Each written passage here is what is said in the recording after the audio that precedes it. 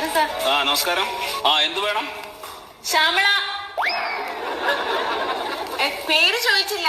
OP time കഴിഞ്ഞു. നാളെ വാട്ടോ. ചേന്നമംഗലത്ത് നിന്ന് തന്നെ. കുട്ടി ചക്കെന്ന് ചോദിക്കുമ്പോ കൊക്കെന്ന് പറയുന്നത് എന്താ? മൂക്കിന് കുഴപ്പമൊന്നുമില്ല. എന്നെ ഒന്ന് സഹായിക്കണം ഡോക്ടറെ. അതെ, OP ടൈം കഴിഞ്ഞു. നാളെ വരും. ഇല്ല മാഡം, 11ാമത്തെ വയസ്സിലൊരു ചെവിയിലൊരു വണ്ട് കയറിപ്പോയതാ. അതിനു മുമ്പ് ഒരു കുഴപ്പമുണ്ടായിരുന്നില്ല.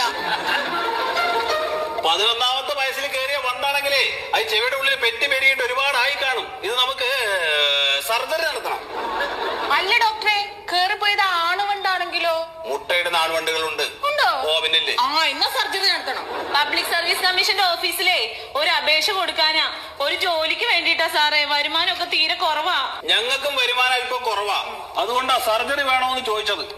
ഇല്ല സാറേ, ഈ കേൾവി കുറവുള്ളതുകൊണ്ടിട്ട് വന്ന ആലോചനയൊക്കെ മുടങ്ങിപ്പോയി.